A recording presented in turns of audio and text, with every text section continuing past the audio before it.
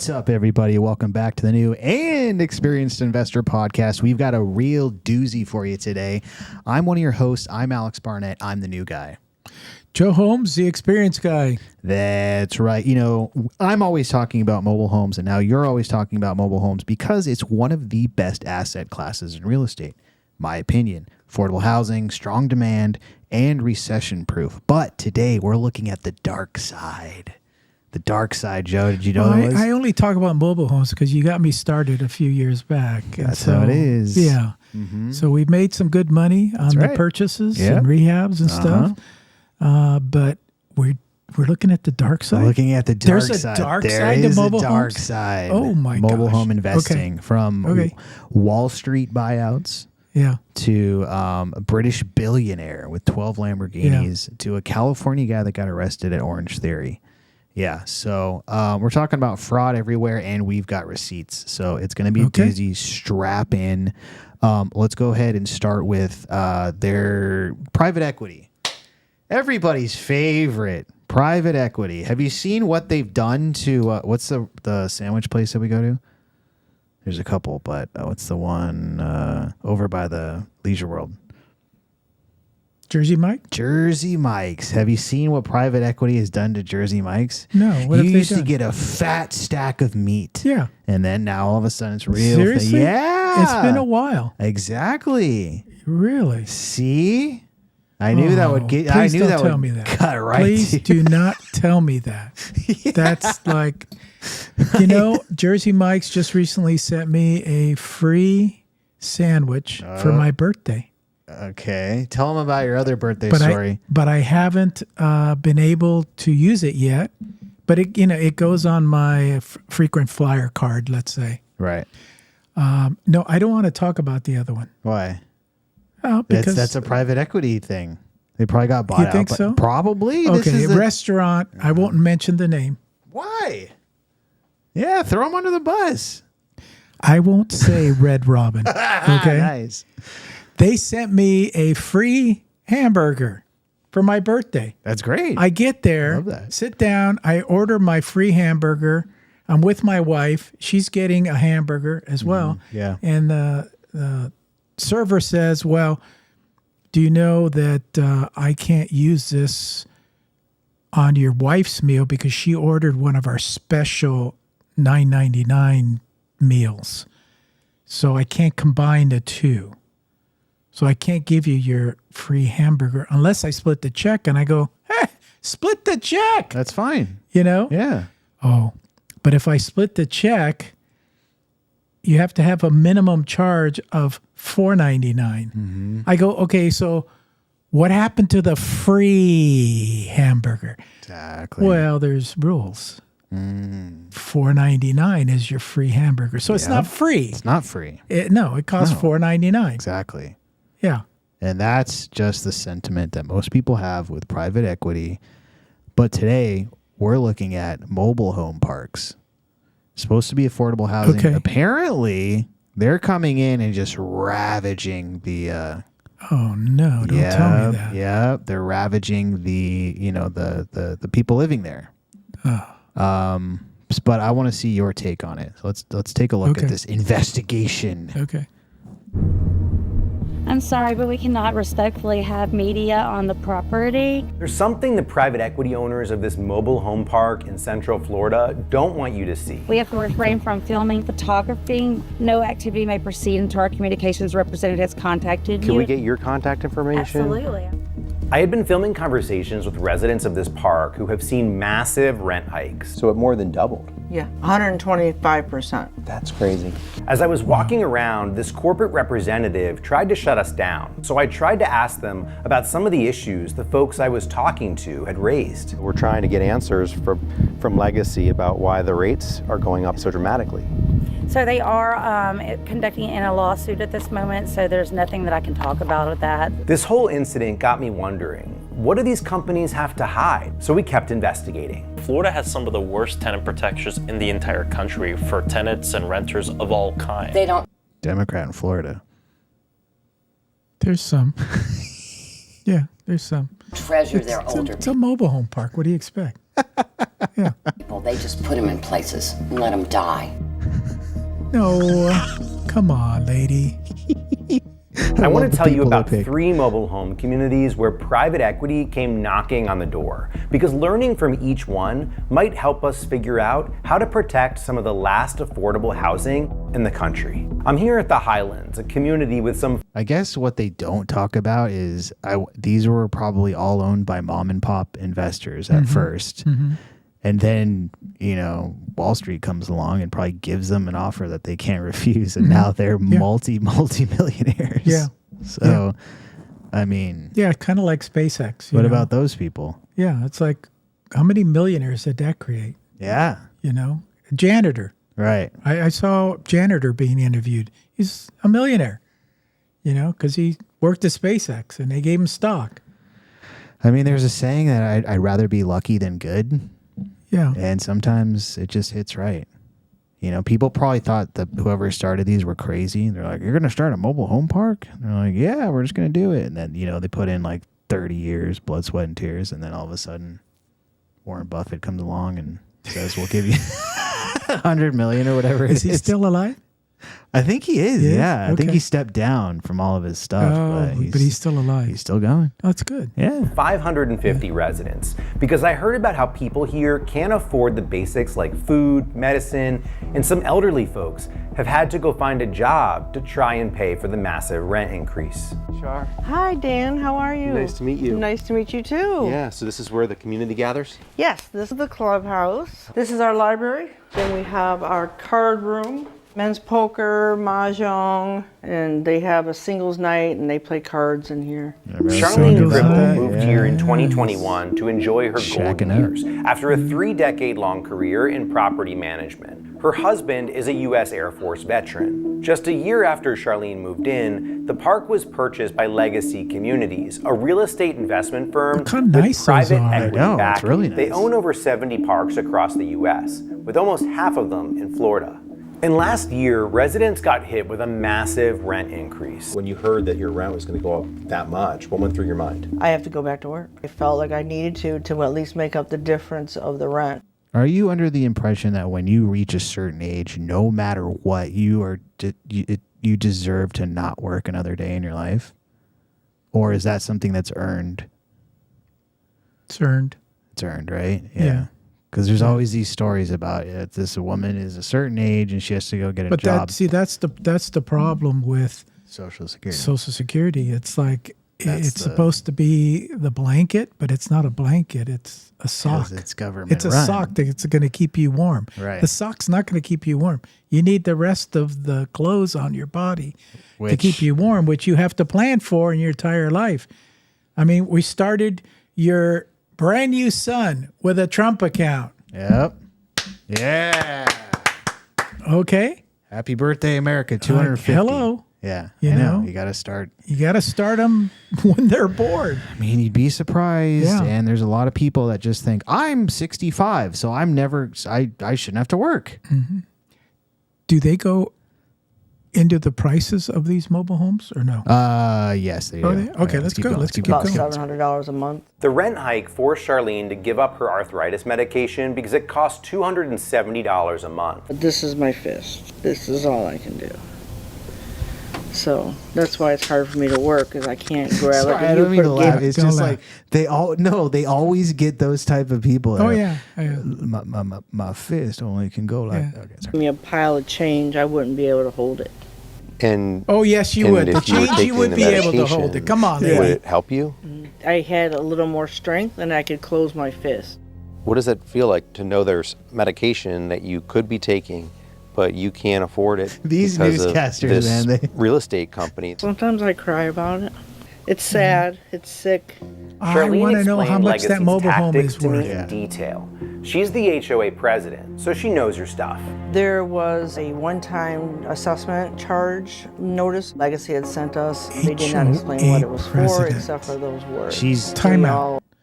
Is this in a park where they own the land underneath them? I don't know, actually. Well, why would there be an HOA president? True. Maybe you do own the land. Okay. So you own the land, but There's probably You still don't an own the HOA. land. You don't own the land. Well, it's like Sierra but Dawn. it's not like a regular park. I don't know. Maybe like Sierra Dawn, where Yeah. you have an HOA. And, Yeah. Yeah. Well, I don't know. Maybe that's they're weird because why would private equity buy something like that if, I mean, they're going to raise the fees. Oh no, but how because do there they is a do lease. that? No, there is a lease. Yeah, there is a lease. Well, unless it's just HOA fees, which is happening all around the country. Oh, there's more to this story than they're leading on. We're Okay, baffled I'm about confused. the assessment. There was a 'Cause there's an committee that assessment. was Yeah. formed to pursue mediation. Legacy took away the 355744 charge, but they also took away our CPI. CPI, meaning their Consumer Price Index rent escalation clause, where rent increases are tied to inflation. I think the committee was manipulated. I don't think they understood what CPI meant without knowing the details. I think they were pressured. Legacy agreed to cancel the $3,500 fee, but only if the committee agreed to go to market rent. Residents are now in the middle of a lawsuit over the validity of the agreement, as hundreds of retirees saw their rent more than double overnight. They know that the judicial system works slowly, and corporations oftentimes exploit that, but they know that by the time the legal system catches up to them, they already got away with it. Community members are up against investors who are determining the value of a park not based on its current lot rents,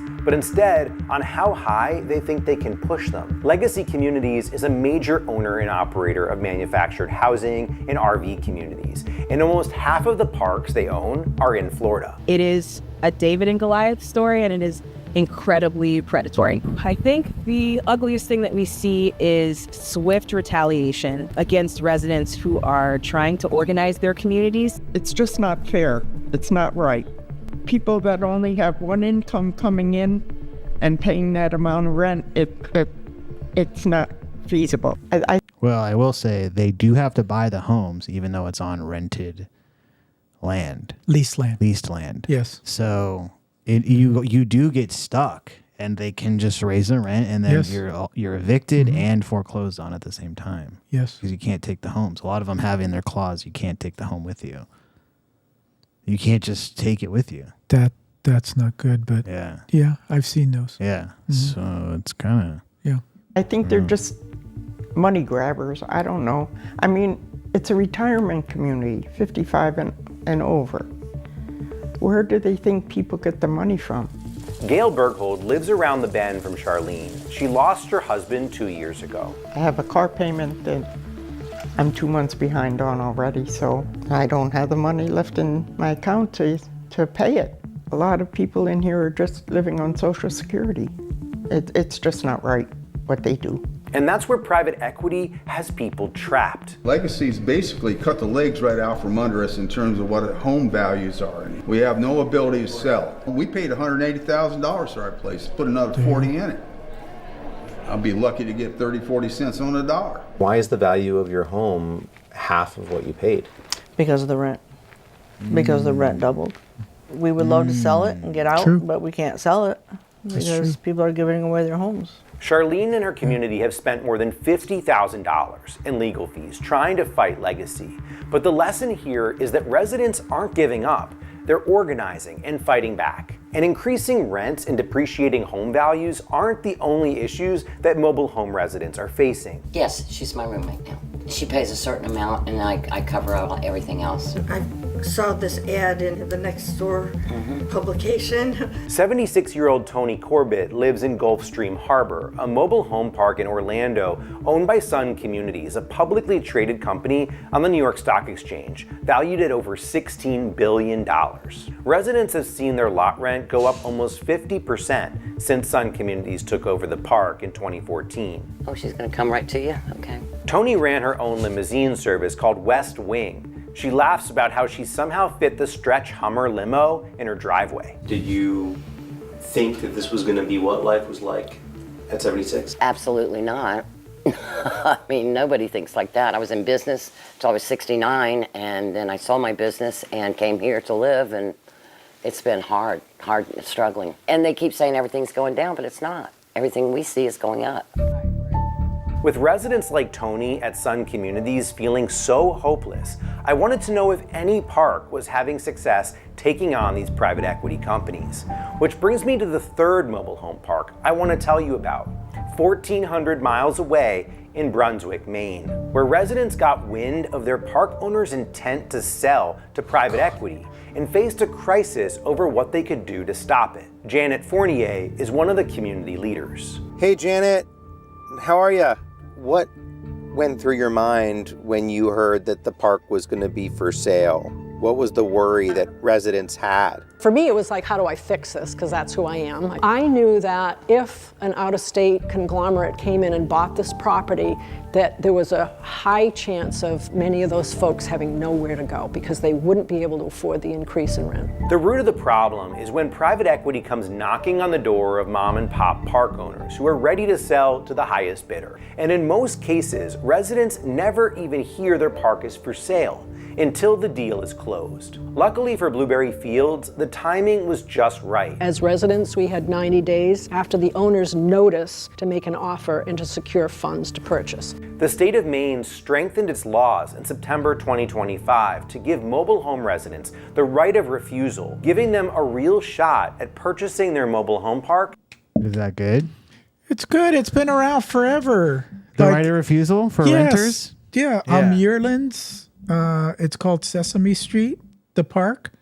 What? It was private like 30 years ago. They went through the same thing. They found out somebody's going to buy it, and all the park owners got together and bought it. Huh. Yeah, absolutely.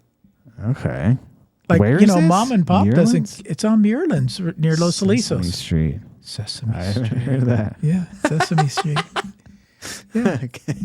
No, that happened like 30 years ago. I mean, well, I talk to sellers, and that sometimes they'll be like, "Well, the tenant's trying to buy it," and I never think that that's even possible. I mean, no, if it's you've been possible. renting, I guess you're saving up your cash for this very moment, or it's just if you have the ability to get a loan. I don't know how they're going to do it, but other than get a loan to purchase the property, and then every unit owner has to pay monthly on that loan. Mm-hmm. But at least they own it, right? And they can limit the amount of the space rent going up every year. Sure. Other than for maintenance, why would it go up? Yeah. You have a certain amount.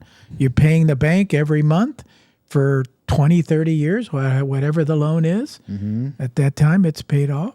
I wonder who the operator is at that point. Well, it'd be like an HOA. Oh, okay. Yeah. Yeah. Yeah, you'd have to form an HOA. Yeah. Interesting. Mm-hmm. Instead of private equity. I asked Janet how residents on fixed incomes were able to afford to buy their park for over $26 million. She told me they got a loan and support from state and local governments, along with community organizations. It gives us peace of mind. We're in control of our own destiny. Do you think that the new laws in Maine have discouraged more private equity companies from coming in? I think so. I mean, it makes it more difficult for them. They've got competition. They can't just come in with their checkbook and walk over folks. While lawmakers in Maine have stepped up to help protect residents, Florida leads the nation with the highest number of mobile home parks that have been purchased by private equity firms and out-of-state investors. Florida has no cap on lot rents or how often they can be raised. And a Florida law passed in 2023 prohibits local governments from being able to implement any kind of rent control measures. Florida Governor Ron DeSantis is in on it too. His campaign has raised millions with major support from private equity, including the owners of the parks we visited. I asked the residents at Legacy Communities Park directly about the DeSantis ties. Residents were frustrated by the governor's lack of response to their concerns. I've never heard a word from anyone. Nothing in email, writing, nothing. Phone call, nothing. And ironically, DeSantis is putting huge sums of state employee retirement money into private equity firms that have donated to his campaign. I keep trying to call Trump and he never calls me back. Not even an email? Nothing. Are not looking at how their investments contribute to that. This has only emboldened private equity firms to go to even greater lengths to turn a profit. I wondered what lawmakers in Florida are doing about the crisis that is affecting so many of their constituents. Hey, how you doing? At the state government level, not much. But some national lawmakers like Congressman Maxwell Frost are paying attention. Hey, how you doing, Matt? Nice to meet you. Good to meet you. Yeah. Welcome to Orlando. Thank you. Part of the issue here is that residents are kept in the dark. They don't know what's going on. And there's also a bunch of rules and regulations that government has put into place that actually makes it damn near impossible for them to even put up a bid as a community. That's wrong. I met up with him at the Sun Communities Park in his home district in Orlando.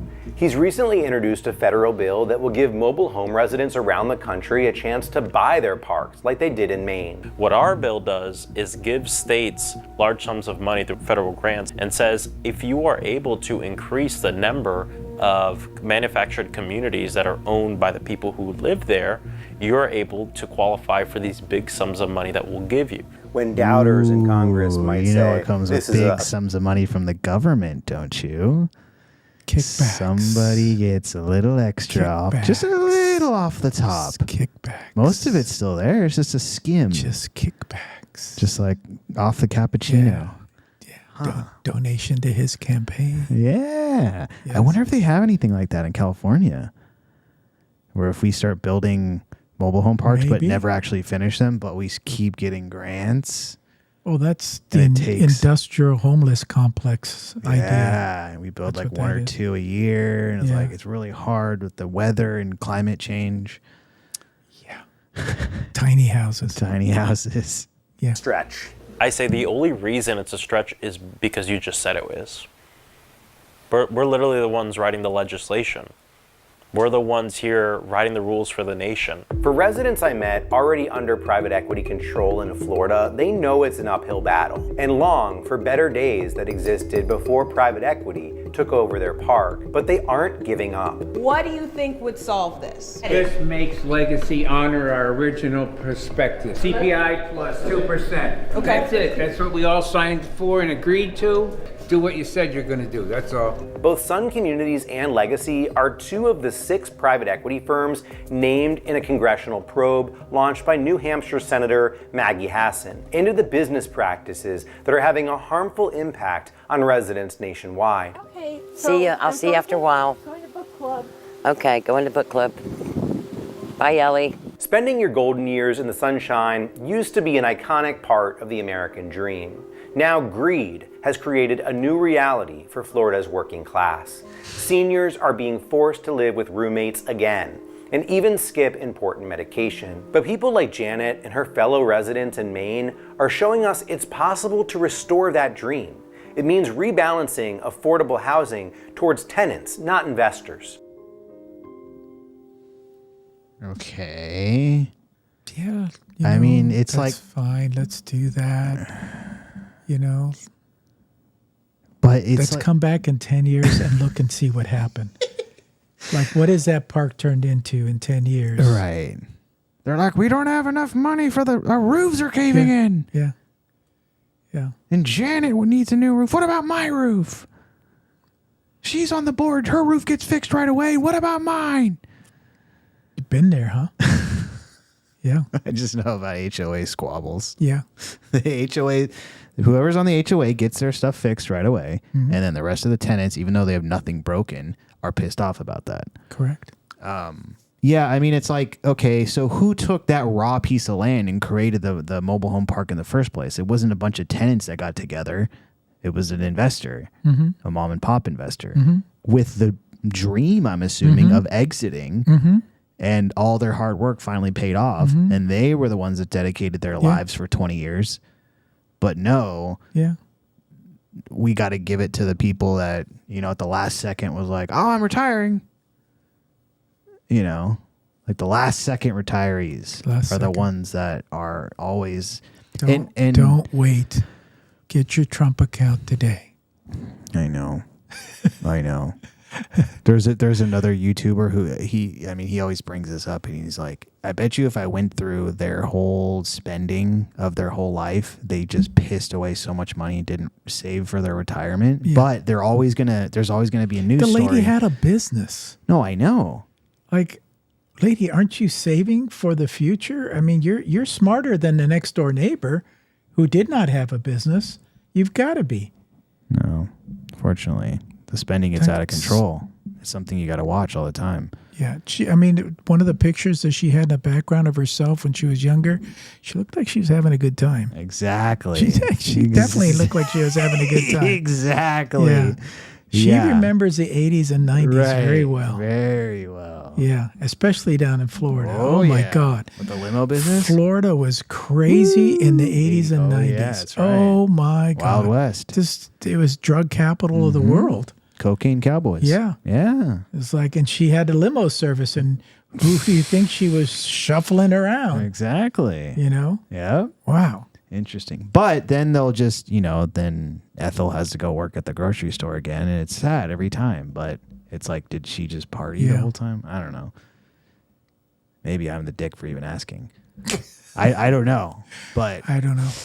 Yeah, it's always one or the other. Greed is the investor. The tenant deserves more rights. Yes. But it's just like giving the company to the workers. You're like, that doesn't even make sense. If you were a worker and not the CEO, like they're the worker for a reason, and the CEO is the CEO for a reason. But I don't know. Mm-hmm. I don't want to get into it too much, but it's kind of interesting. I mean, I will say that I have seen firsthand how these parks screw over elderly people. True. Straight up. Like there's one in Hemet that is like notorious that we've tried to help people that are behind on their payments, and it's like they will do nothing. They will help them in no way. Yeah. We're like, oh, well, we have a buyer that can come in right now. Nope, we have to approve them. If they're not approved, sorry. And then they immediately go and just evict them, and I don't know where they go at that point, even though they've paid somewhere around $200,000 for these houses. Right. So. No. Yeah, there's some predatory stuff going on, even here in California. Yeah. Yeah. Yeah, it's pretty bad. So interesting, but that's private equity in a nutshell. I'm sure some finance guy could tell me about how it's good. I guess. Well, it depends which side of the coin you're on. Well, yeah, I would like to see like what would that person say? What would the finance guy say about private equity? Well, we've invested in companies that were otherwise going down, and we built the railroads. I don't know. What would they say? What's a railroad? Yeah, exactly. Oh, I've been watching these old YouTube these videos that have they were created by the railroads for like from the 1950s, and they're like, come to sunny California and take the Santa Fe Railway Express, and it's like these tourist videos, and so you can see how it was back in the day. And LA was so clean and nice. It's crazy to see, but they were produced by the rail company because they wanted people to absolutely come make it look really nice. Yeah, it's kind of interesting. Yeah, but so I don't know private equity, good or bad. What is your thoughts? Let us know in the comments. I'd like to remind you guys that this is live, so go ahead and jump in the chat and let us know what you think in real time. So yeah, I mean, that's kind of just a sad story, I guess. You don't feel good after watching that, right? No, you don't. You don't. I mean, yeah. I mean, what's your thoughts on private equity? Like, I mean, can it be stopped? Now they're all getting into AI. Now it's all... No. I mean, you can't blame the boogeyman, you know, for everything that goes wrong in your life. Yeah. It is your life. It is your life. You know, you can take it whenever direction you want to take it. That's what's nice about this country. You're free to do as good as you can, or you know what? You can join the homeless camp in LA. Yeah. Your choice. Nobody else's choice. Your choice. That is true. That is. Yeah. It's your choice. Okay. The next topic we have is there's actually a UK mobile home investor. They call it a caravan over there. And he was worth about $2 billion. No, his company was worth about $4 billion. He got there by taking investor money, and he was basically like going around the world flaunting himself about how he had all this money. Apparently, it was all bull crap, and he built all these mobile home parks without permits and without actually having any sort of I don't know. I guess just he just kept borrowing money, and eventually it just took a dump. And Ponzi. So, yeah, similar to a Ponzi. He was taking money from organized crime at 100%. That's risky. Yeah, and so it kind of it all crumbled at the end of the day, as you can imagine. But so here's kind of the story. Bull made his fortune when he transformed vacation trailer parks into housing villages, but accumulated massive debt in the process. He had 22 loan agreements for his company, RoyaleLife, and made personal guarantees to multiple lenders. The company once had a value of almost $4 billion. Wow. But when it collapsed, Bull owed $920 million. The amount of debt he had accumulated made his 2016 bankruptcy seem like peanuts.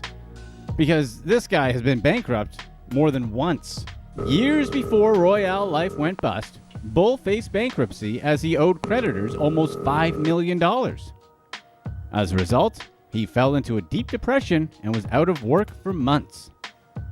But he didn't learn his lesson and was soon reaching out to lenders to help him with his latest venture. So he found a business opportunity in the housing market. He turned trailers used by people on vacation into tiny houses, each with its own driveway, backyard, and shed. The communities he built were for people who wanted to downsize and made Bull very rich. For a while. Then, this guy, Tony Barney, sued Bull for $40 million. It was money that Bull owed Barney's two companies, Baslow Parks and Baslow Holding Developments. Barney was one of many lenders to demand repayment from Bull, who hoped to reach an agreement to pay his debts off. Seriously, does this guy sound like some kind of TV billionaire bad guy? Bob Bull? That's a bad guy name if we ever heard one. Number 4, wrongfully seized. So that's kind of his story. His name was Bull? Yeah. That's like, it's like, why would you invest with somebody with a last name of Bull? Yeah.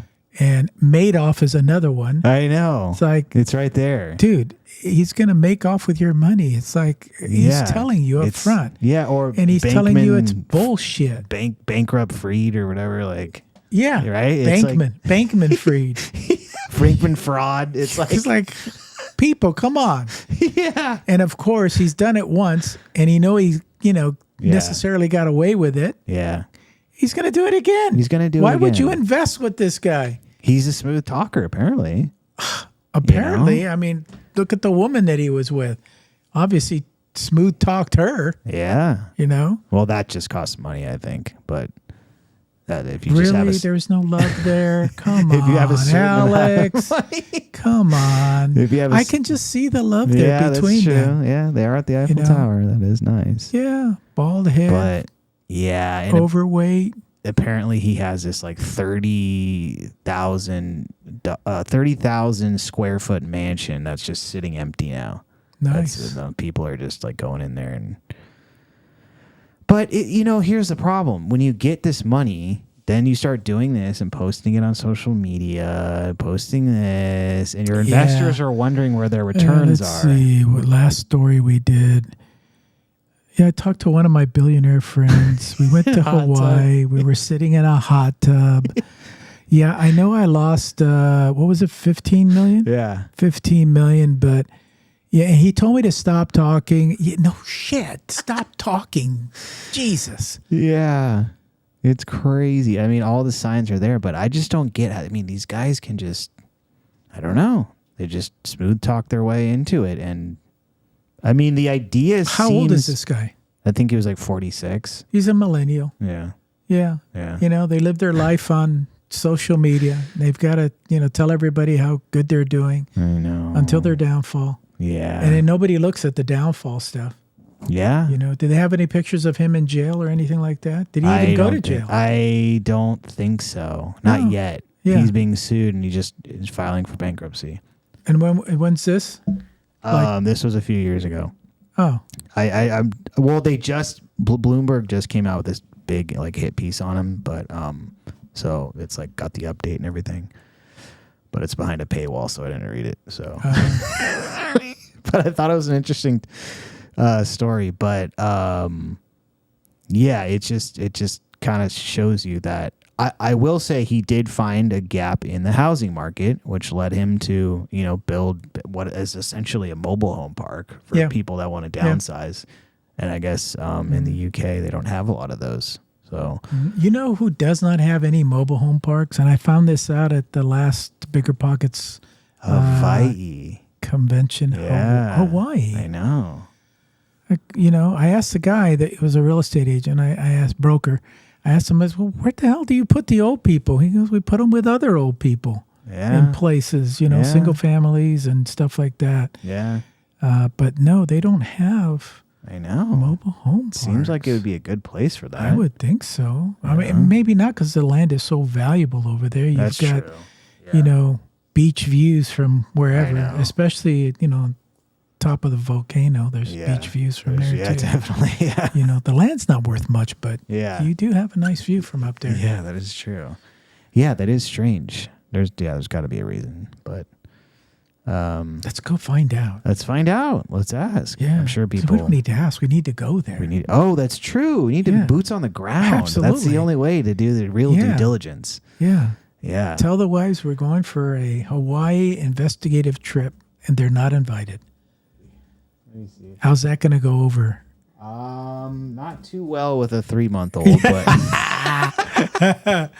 I need to find somebody else then. Yeah, let me. Okay, what does this say? Hawaii effectively has no traditional mobile home parks due to a combination of extreme land costs, regulatory hurdles, and logistical barriers. Yeah. While not explicitly banned across the entire state, they just don't want them. Yeah, they don't want them. No. Period.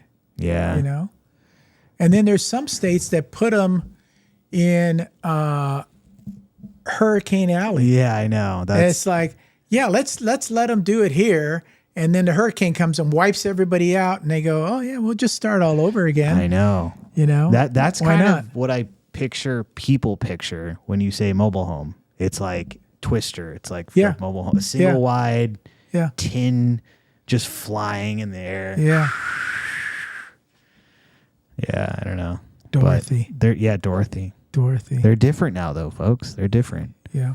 I think more people are coming around thanks to us. But so another one bites the dust. Bob the Builder is what they're calling him. Mobile home billionaire, bankrupt. Now he has nothing. Is this another guy we're talking about? No, this is the same guy. It's the British guy. British guy. Bob the Builder. Bob the Builder. That's what they called him instead of Bob Bull. But let's see here. Yeah, and then our kind of our final story here is it's Ken Mattson. Have you heard of him? Sounds familiar. It does, right? Yeah. Yeah, Ken Mattson. Well, he shocked California investors. He raised money through his church, and apparently it was all a scam. And so, he raised a bunch of money, and he amassed over 100 Sonoma properties over 9 years to add to his $500 million real estate empire. And he gets arrested there in Sonoma, but apparently he stuck around in the town, and now people are, they're saying he's just kind of rubbing it into his face, but like for one example, one Sonoma couple in their 80s invested $500 million with Mattson after he promised the investment would ensure their disabled daughter $2,500 per month for the rest of her life. No, not 500 million. No, 500,000. Sorry. I didn't mean 500 million. Why would they even be talking to this guy? 500,000. Yeah. So this one just hits home because he apparently ripped off, just old folks and church folks. They could have put it in the bank and got that return easily. I know, right? But he, you work the church crowd. Apparently the scheme operated for at least 15 years. Wow. Started in 2009, right after the crash. It was probably like, I can pick up these properties for dirt cheap, all the way to 2024. Where he sold ownership interest that he did not actually control, commingled investor funds with personal accounts, paid early investors with money from new victims. The investors were never recorded as partners, meaning they had no legal claim to the properties that they owned. So, yeah, it's kind of it's a tough one. Because those promises were allegedly lies. According to a federal indictment unsealed that same day, Mattson never actually gave these investors any real ownership. Instead, he kept them off the books, not recorded in the official records of the partnerships. Their money was never truly invested. Some were paid returns, but prosecutors say it was all funded by loans, Mattson's own assets, and new investor money, hallmarks of a Ponzi scheme. One example, Divvy Tree LP, a company supposedly owning apartments in Riverside County. Mattson collected millions in retirement funds from people, but those people were never actual partners in the company. He did the same with Heacock Park Apartments and others, raising at least $28 million between 2019 and 2024. In 2021, Mattson sold the Heacock Park property and made over $8 million. Yeah, he teamed up with some apartment investor firm that raises money for apartments, and somehow was like, hey, join us up here, and then screwed over those people too. Do you think Ponzi has any relatives that are still alive? Yeah, probably. Yeah. They might have changed their name along the way. Probably a good idea. I mean, if I ever met a George Ponzi, it's like, dude, are you like related to the original one? That would be kind of funny to do, but I don't know, is it spelled with a Y or an I? Ponzi. Ponzi. Yeah, okay, yeah, Ponzi. So then you do Ponzy, Ponzi Investments, and you just go around and you're like, no, it's just a coincidence. But then at the end, you're like, I pretty much told them what I was doing. Yeah, Ponzi exactly. Investments? Yeah, exactly. That's a disclosure. That's a good idea. There's a plan.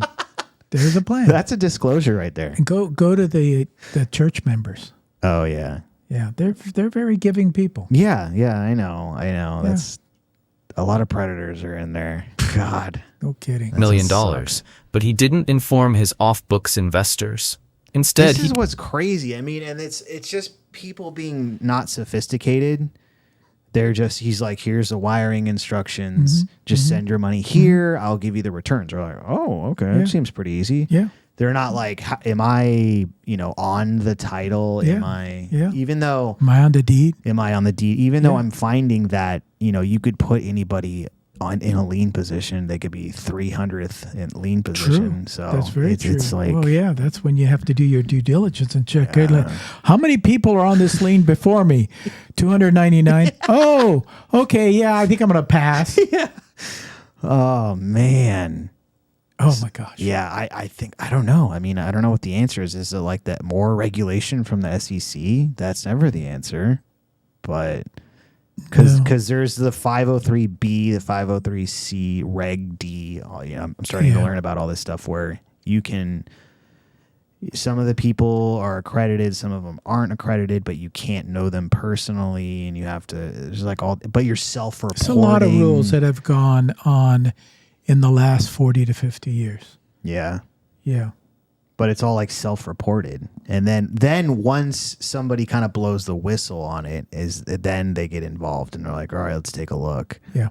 But I don't know. You can get away with a lot of stuff. Kept raising more money from new victims, pretending the asset was still unsold.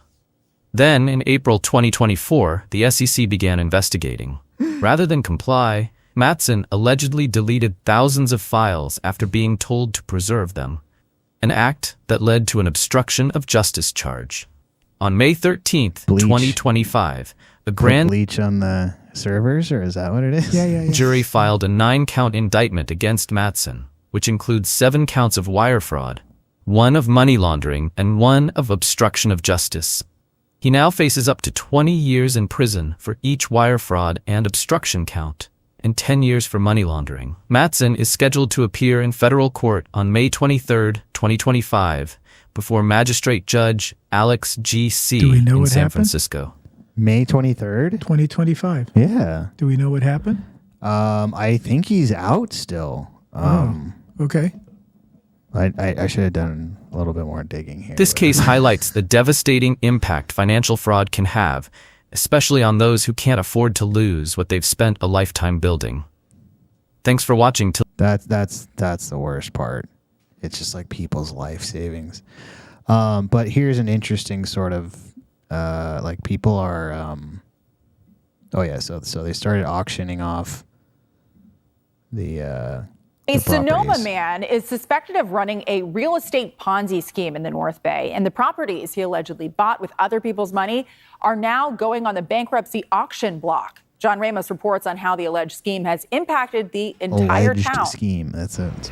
In about 2021, people began noticing that a real estate investment company was buying all kinds of properties in the town of Sonoma, often leaving them vacant. Now we know that company was a house of cards, and now that it's collapsed and the bankruptcy sales have begun, it's leaving both the city and the investors wondering what the future holds for them.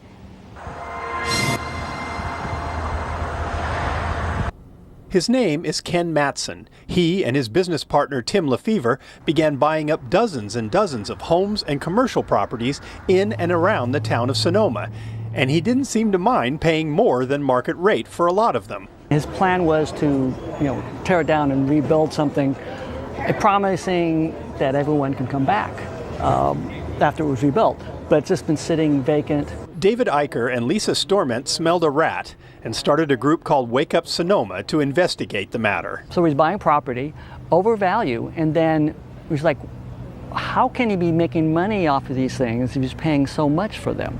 It turns out he wasn't. His investors, many who were elderly and recruited through churches, were sending Lefevre Mattson money that they will never get back.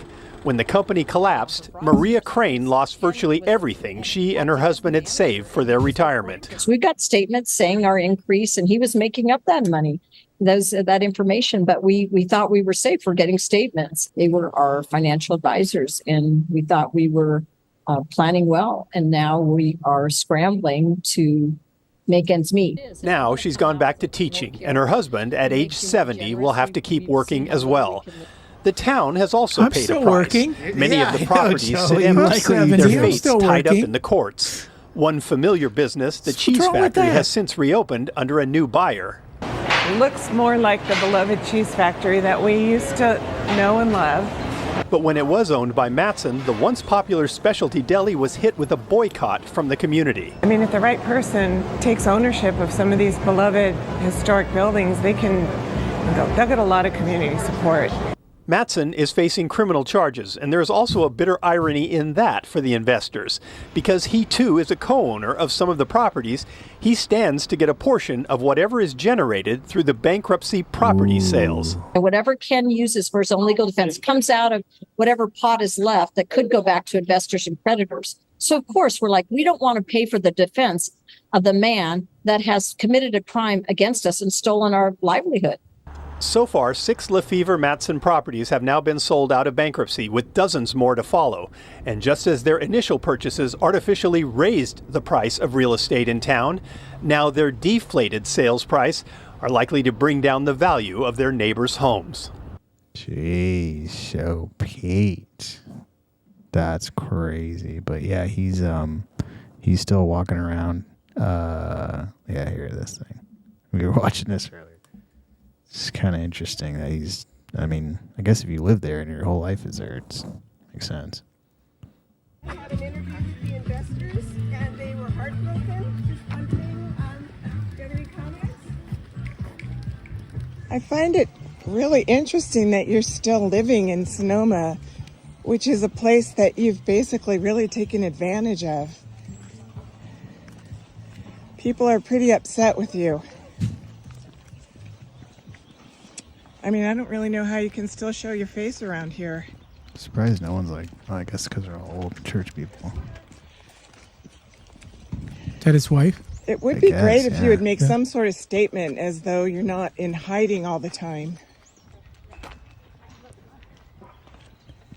You could just... Mr. Mattson, can I just give you a card?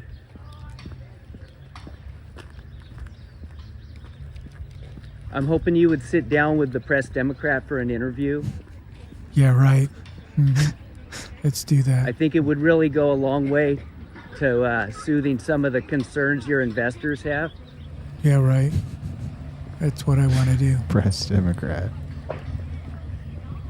Crazy, bro. Ken, I would welcome an opportunity at any point just to sit down and talk to you. Yeah, I wouldn't really be. Let's go. I wouldn't really be, going around town.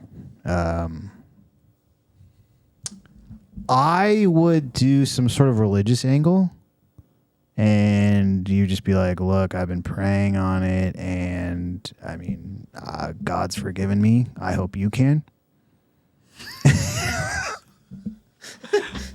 I mean, are you practicing for the future? God, or what? No. I would rather it just take longer. I don't know. These guys need to somehow. I mean, it took them 15 years, but I don't know what it is. It's just like intoxicating that you just keep skimming money off the top, and then your lifestyle creep goes up. They ought to just put him in jail for the rest of his life, period. How many people do they have to put in jail like this and make it public? Especially in our age, where everybody's online anyway, seeing all this stuff. It's like, dude, this guy went to jail for the rest of his life. Look at Bernie. Yeah. Bernie went to jail. What happened? He died. Yeah. Didn't he kill himself in jail? I don't know. Yeah, I think he killed himself. Might have been an Epstein job. Yeah, it could have been. Was Hillary involved? Let me see, actually. Yeah, it's not a good look. You can't be doing that to the church folk. Come on, everybody. People's like retirements. Did Bernie Madoff? Whoops! Can't say that on YouTube. Unalive himself. No, he died of natural causes. Oh, really? Yeah. I thought he 2021 did the S thing. While serving his 150-year prison sentence. Oh, he could have survived that. He could have survived it with the right medical. Oh man! Oh no, his wife did. Oh, his wife did on Christmas Eve, 2008. Yeah. Who? That's who did. They made a movie. Yeah, on that. yeah. It was actually a pretty good movie. I thought it was a pretty good movie. And maybe one of his sons did the same thing? His Madoff's sister and her husband died in an apparent MS. Oh, yeah. Yeah. Oh wait, his son, right? Yeah, Manhattan apartment. Yep. Yeah. 2010. Oh gosh. If you don't know what that is, comment and we'll comment in the comments. I'll tell you what it really is. Okay? Oh, Bernie. Oh yeah. Why? It's just he had a good time while he was out there, so Yeah. We had some comments. Liz says, Hi, Liz. Land and build out a mobile home park. Would either of you buy LA? No. 100% no. No. The people that got their houses burned down are still they're being arrested for going up by the Palisades. Seriously? Yeah, they're like, because they want to see their lot, and now it's all overrun by vagrants and stuff. If they go up there, no, what they're doing is they're writing tickets for not having your seatbelt and all this random stuff. And oh my God! Yeah, it's pretty bad. So it's crazy. I don't know what's gonna happen with that. I have no idea. LA. Come on. That was fun. A little bit of a depressing show. I always forget that these stories are actually very depressing. Are they? When I do them. I mean, kind of. I would think so. People losing their life savings, and then these white-collar crime guys. True. He gets 10 years for the actual crime, but he got 20 years per wire fraud. Or per... Yeah, but we don't know that that's what he got. No. We have no idea. Hold on. You're going to check. Hold on. This is, we got to do some live digging here. Yeah, let's get an update.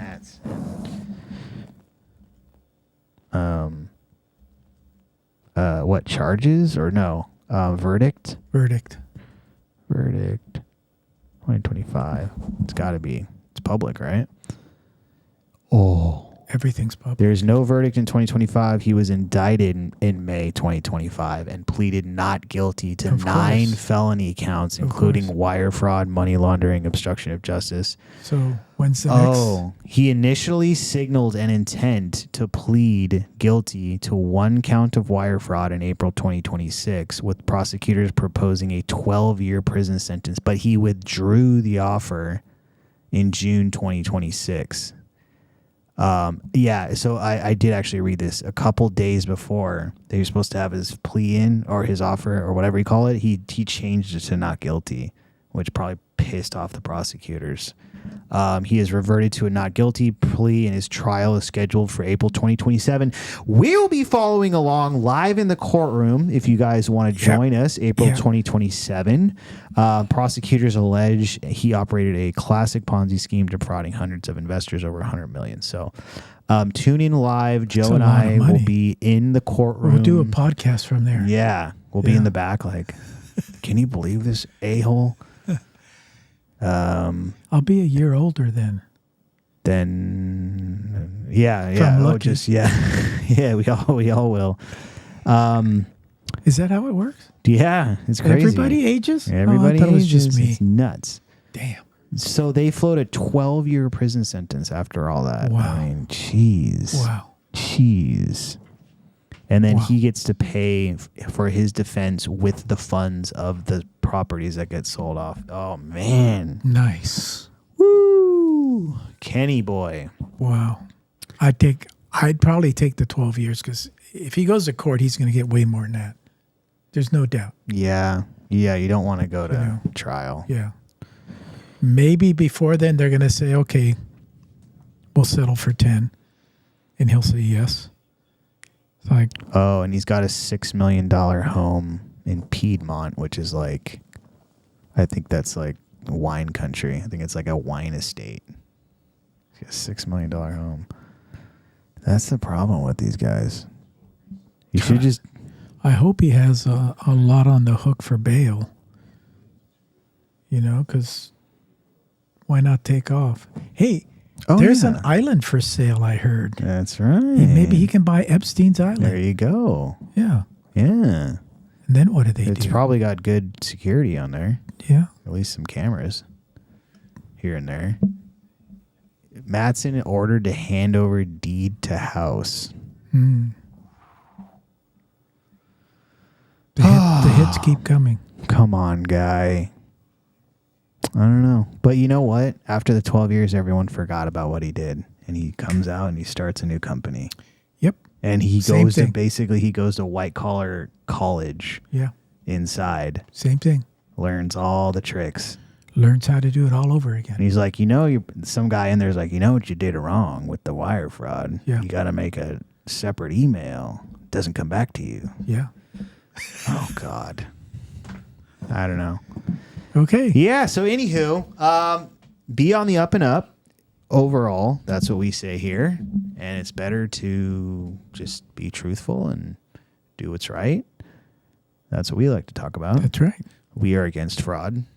Mm-hmm. And if you know anybody that we should have a tip line, and then we can start investigating ourselves. I thought you were going to ask people if you know anybody that needs to sell a mobile home. Okay, yeah, that's better. You know, yeah, I'm not or even a mobile home park. We'd look into those too. Yeah, yeah, we should start doing that. Mm-hmm. Let us know. Let us know. We're coming back next week with actually my buddy who is a capital raiser. So we're gonna need. I got some questions for him. Okay. I'm gonna have him open up all of his accounts. Okay. Make sure nothing's commingled. Make sure no wire fraud's going on, and then I'll give him the seal of approval. You gonna get your FBI badge out or something? No, this is just citizen journalism. Okay. Yep. So as long as you're a journalist, you can do whatever you want. Apparently, under the First Amendment. Got it. Okay. God bless America. Happy birthday.